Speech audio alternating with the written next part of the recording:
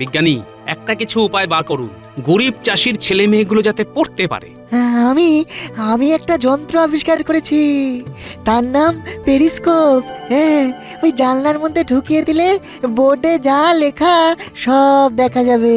হ্যাঁ, ওই লুকিয়ে সব কিছু দেখতে পাবে। হ্যাঁ, বাহ বাহ বাহ বাহ!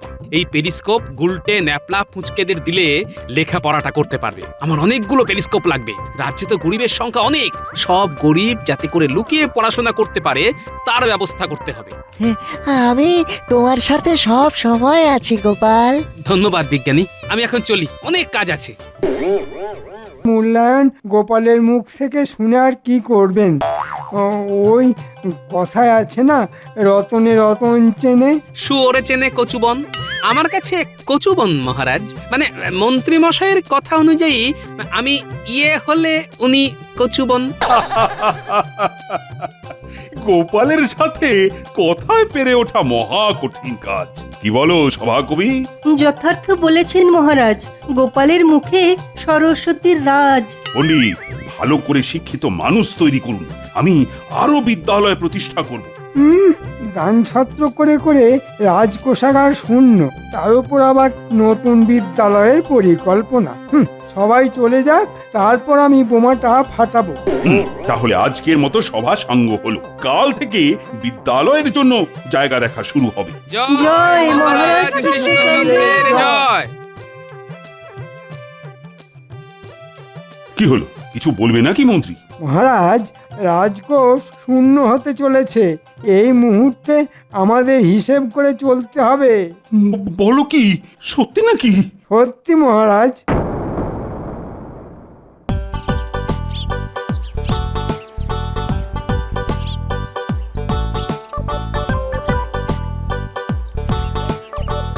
তাহলে পণ্ডিত মশাই, আপনার তো দায়িত্ব বাড়লো, কি করে সামাল দেবেন?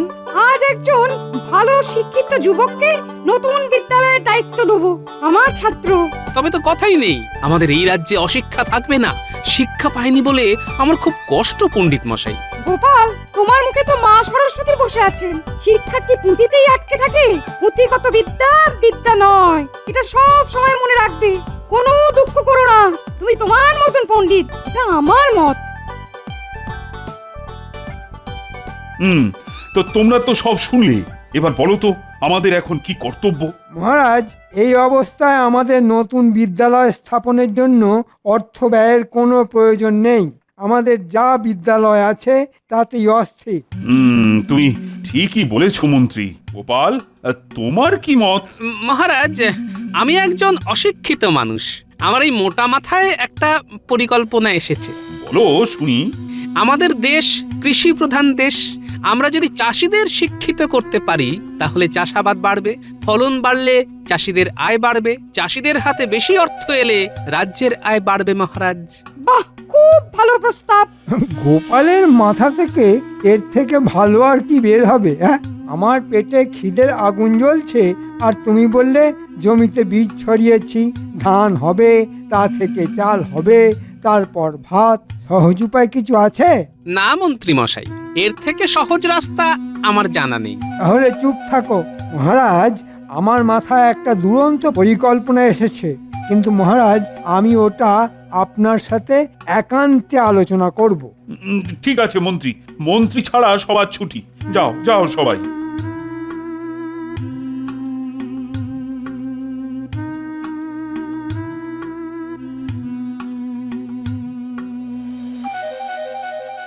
বলো। মহারাজ, রাজ অনুগ্রহে আর কিছুই হবে না। আমাদের বিদ্যালয়ে যে সমস্ত ছাত্রদের পণ্ডিত বিনা পয়সায় পড়ায়, সেই সব ছাত্রদের শিক্ষার জন্য মূল্য দিতে হবে। মানে? শিক্ষা এবার থেকে কিনতে হবে। অনেক হয়েছে রাজ অনুগ্রহ, আপনি সবার জন্য করেছেন, কিন্তু এই বিপদের সময় আপনার পাশে এক আমি ছাড়া আর কে আছে? সবই তো বুঝলাম, কিন্তু শিক্ষার জন্য মূল্য, এটা শুনতে কিন্তু ভীষণ খারাপ লাগছে মন্ত্রী। মহারাজকে একটু তোল্লা দিতে হবে। মহারাজ, আপনার মনটা খুব নরম। আপনি ভাবুন, আপনি কতজনের জন্য কত কিছু করেছেন, সবাইকে শুধু দিয়েই গেছেন, এবার তো চাইতে হবে। ছাত্র পিছু 100 মোহর, আর তার থেকে প্রতি ছাত্র 10 মোহর আমি নেব। মহারাজ, প্রতিদিন রাজকোষে কত টাকা ঢুকছে আন্দাজ করতে পারেন? হ্যাঁ, কত কত? অনেক অনেক। 1 মাসের মধ্যে রাজকোষ পূর্ণ। বেশ, তবে তাই হোক। কাল থেকেই বিদ্যালয়ে কর লাগু ঘোষণা করে দাও। যথাজ্ঞা মহারাজ। ছাত্র পিছু 10 মোহর। হ্যাঁ, এবার শুধু পথের কাঁটা গোপালটাকে সরাতে হবে।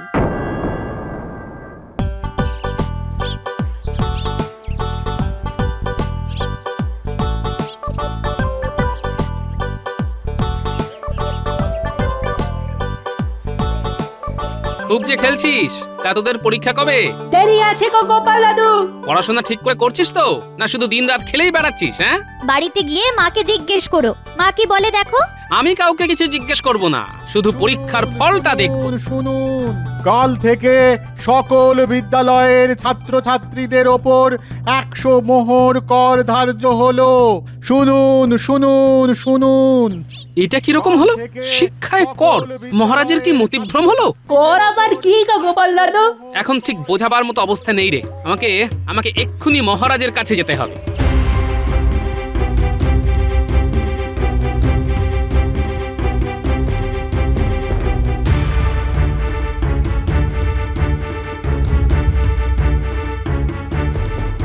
মন্ত্রীমশাই, শিক্ষায় কর, এটা মহারাজ কি করলেন? মহারাজের বুদ্ধি তোমার থেকে অনেক গুণ বেশি, সেটা কি তুমি জানো না? হ্যাঁ, মাঝে মাঝে মহারাজের কাজকর্ম দেখে আমার তা মনে হয় না। তুমি কি বলতে চাইছো? মহারাজ বোকা? ওটা আপনি বললেন, বুদ্ধির কথা আপনি তুললেন। তুমি একজন রাজ কর্মচারী হয়ে রাজার আদেশ অমান্য করছো। আমি মহারাজের কাছে জানতে চাইছি যে এই করের প্রস্তাব তার মাথায় ঢুকিয়েছে কে? তা জেনে তোমার লাভ? তোমার কাজ লোককে হাসানো, হারামো করে লোকের মনোরঞ্জন করা। তুমি সেটাই করো। আমাদের কাজ আমাদের করতে দাও। রাজ্য চালানো অতি কঠিন কাজ, ওটা চালাতে বুদ্ধি লাগে। তার মানে শিক্ষাটা এখন ধনী লোকেদের জন্য, কি তাই তো? যে কর দেবে তার। তুমি এখন আসতে পারো, কাল রাজসভায় এসে আলোচনা করো। এখন মহারাজ বিশ্রাম নিচ্ছেন। আচ্ছা, কাল রাজসভাতেই দেখা হবে। আর কালই তো তোমার শেষ দিন।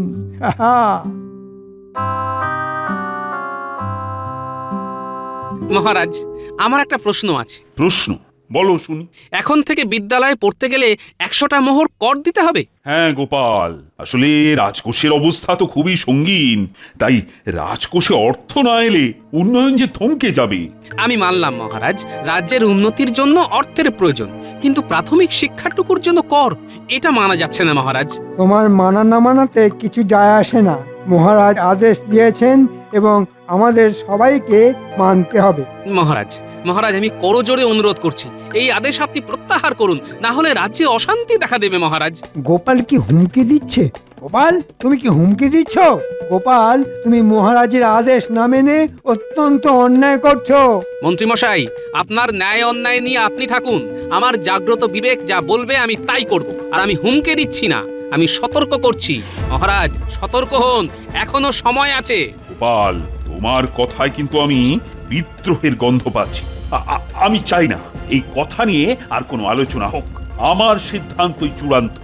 তোমার যদি আমার আদেশ মানতে অসুবিধে হয় তাহলে আসতে পারো। এই দিনটার জন্য কতদিন অপেক্ষা করেছি, আজ সফল হলো। আমি চললাম মহারাজ। আজকের পর থেকে আমি তোমার মুখ দর্শন করব না।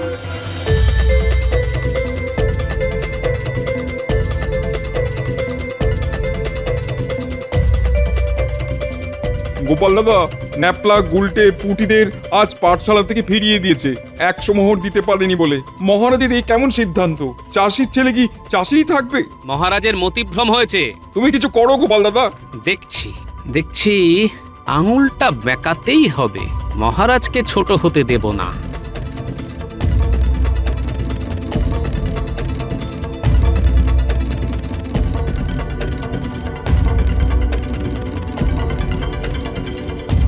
এই সংবাদ শোনালে দূত? মহারাজ কৃষ্ণচন্দ্র গোপালকে রাজসভা থেকে বিতাড়িত করেছে। হ্যাঁ মহারাজ, প্রাথমিক শিক্ষায় 100 মোহর করে কর বসানোর প্রতিবাদে গোপালকে মহারাজ কৃষ্ণচন্দ্র বরখাস্ত করেছেন। হ্যাঁ, প্রাথমিক শিক্ষায় 100 মোহর কর, হ্যাঁ? এই কার বুদ্ধিতে মহারাজ কৃষ্ণচন্দ্র এই সিদ্ধান্তটা নিলেন? হ্যাঁ, ওই অতি বুদ্ধিমান মন্ত্রীর বুদ্ধিতে নিশ্চয়ই। হ্যাঁ,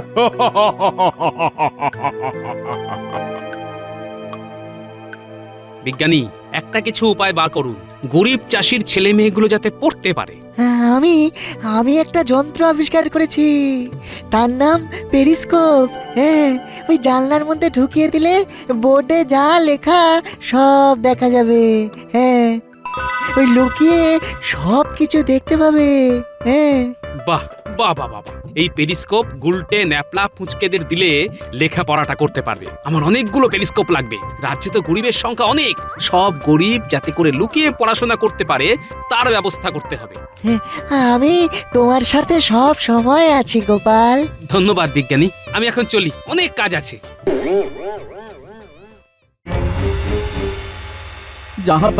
জাহাপানা লোক মুখে খবর পেলাম যে মহারাজা কৃষ্ণচন্দ্র শিক্ষার উপর নাকি ছাত্র প্রতি 100 মোহর কর ধার্য করেছে। শিক্ষায় কর? তোবা তোবা, কৃষ্ণচন্দ্র কি মাথা খারাপ হয়েছে? আরো খবর আছে, মহারাজা কৃষ্ণচন্দ্রের এই সিদ্ধান্তকে না মানার জন্যে মহারাজা কৃষ্ণচন্দ্র গোপালকে নাকি রাজসভা থেকে বহিষ্কার করেছে। তার মানে রাজসভায় গোপাল নেই, আর রাজকোষাগারেও অর্থ নেই। বাহ বাহ বাহ বাহ! কি সুযোগ! মহারাজ কৃষ্ণচন্দ্রকে বুদ্ধিতে হারিয়ে কারাগারে নিক্ষেপ করব। একটা জোরদার উপায় বার করতে হবে। ভাবো ভাবো উজির, ভাবো। সুযোগ একেবারেই আসে, বারবার আসে না। ভাবো। ভাবতে দিন জাহাপানা।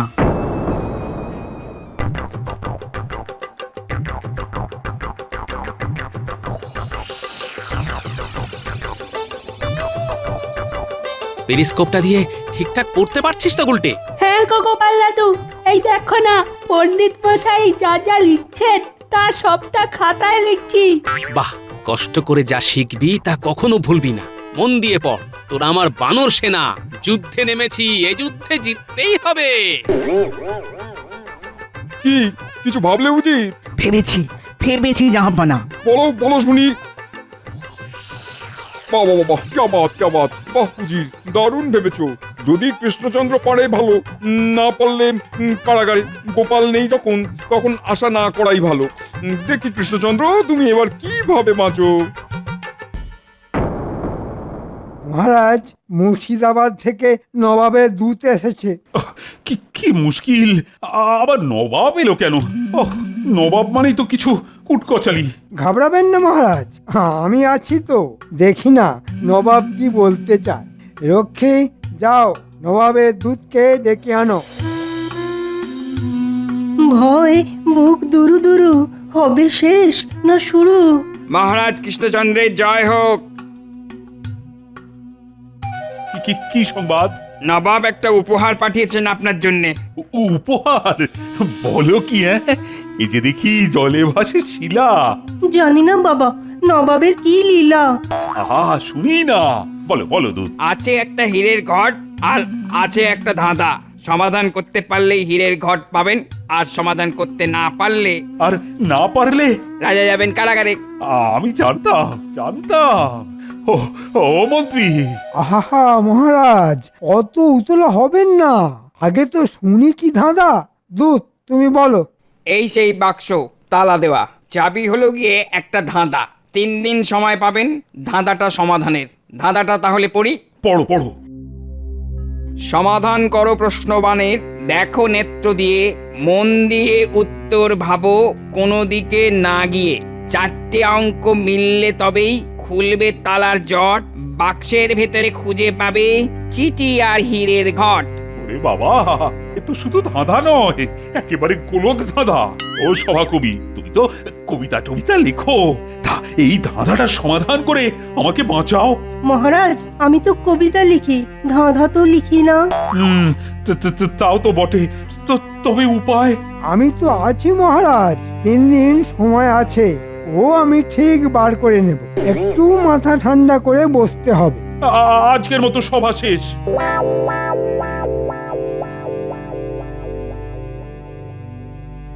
মহারাজ, আপনাকে চিন্তিত দেখছি। কোনো সংকট এসেছে? হ্যাঁ রানী, আজ নবাবের দূত এসে একটা ধাঁধা সমাধানের জন্য দিয়ে গেছে। বলেছে সমাধান করলে হীরের ঘট পাবো, আর না পারলে কারাগারে যাব। শক্ত ধাঁধা, ও রাজসভায় কেউ পারেনি। কেন গোপাল গোপাল পারেনি? হ্যাঁ, মানে তোমাকে তো অনেক কিছু বলা হয়নি। মানে গোপালকে আমি বরখাস্ত করেছি। সর্বনাশ! সে কি? কেন? সে অনেক কথা, এখন এ কথা বলার মতো মনের অবস্থা আমার নেই। সে আপনি যাই করুন, আমার মনে হয় এই বিপদ থেকে আপনাকে উদ্ধার করতে পারে একমাত্র গোপাল।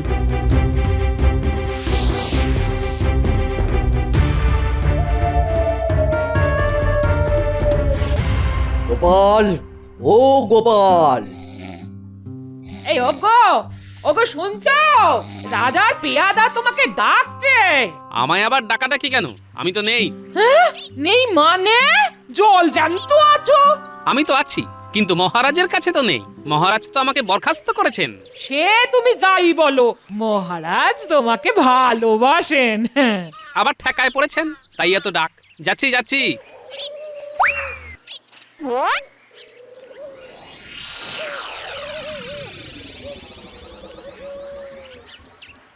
বলো ভাই, কি ব্যাপার?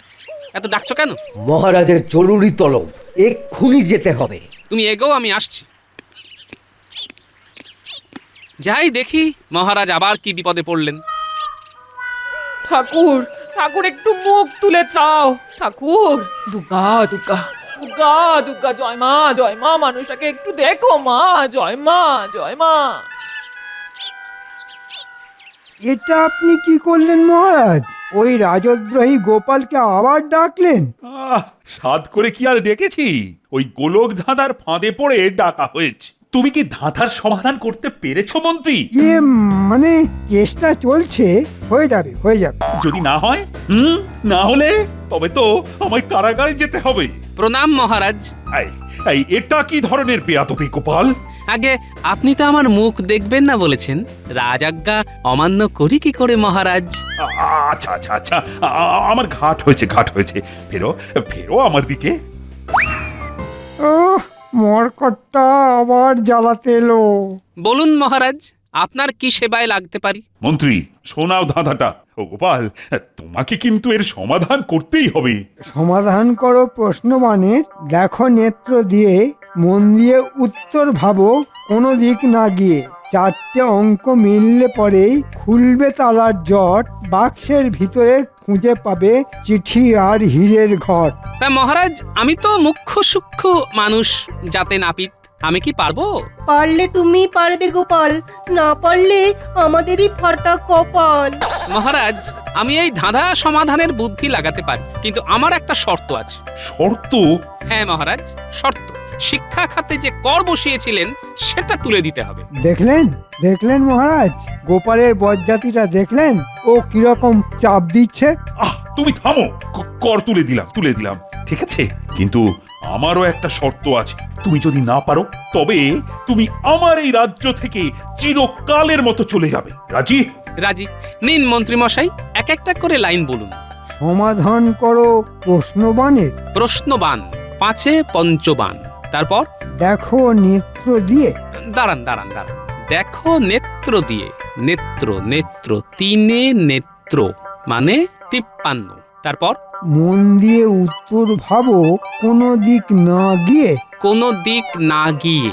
দিক 10-এ দিক, তার মানে 53 10 5 3 1 0। মহারাজ, নিয়ে আসতে বলুন বাক্সটা। সংখ্যা মিলিয়ে বাক্সটা খুলি।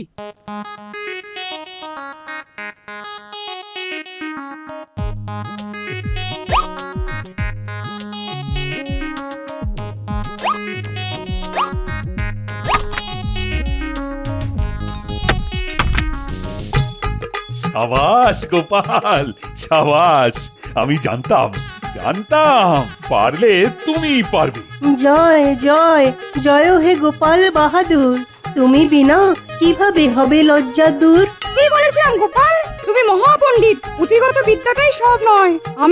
আমি তোমার পাণ্ডিত্যকে প্রণাম করি। পণ্ডিত মশাই, আমাকে এভাবে বলবেন না। আমি খুব লজ্জা পাই। আমি যা কিছু করি আপনাদের থেকে শুনে দেখে শিখে করি। মহারাজ, আমার কাজ শেষ, এবার আমাকে বিদায় দিন। আর এই নবাব বাহাদুরের চিঠিটা কাউকে দিয়ে পড়িয়ে নিন। মন্ত্রীমশাই, এটা নবাবের চিঠি, একটু পড়ে শোনান না মহারাজকে। আমি তো মুখ্য সূক্ষ্ম মানুষ, কি পড়তে কি পড়বো।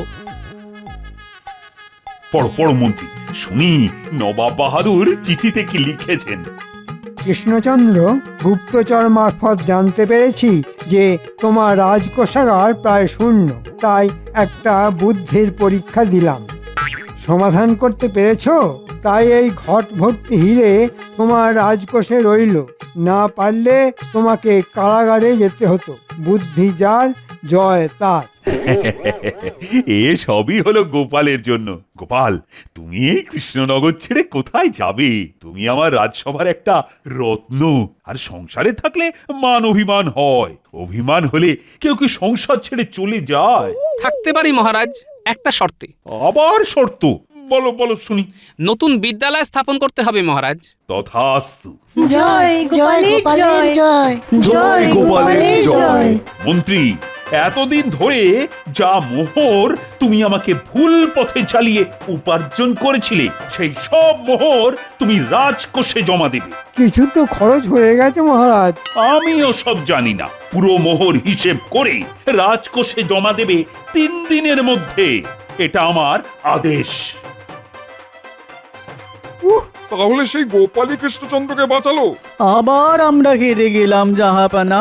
উজির, এই হারাতে আনন্দ আছে, দুঃখ নেই। যার গোপাল আছে তার সব আছে।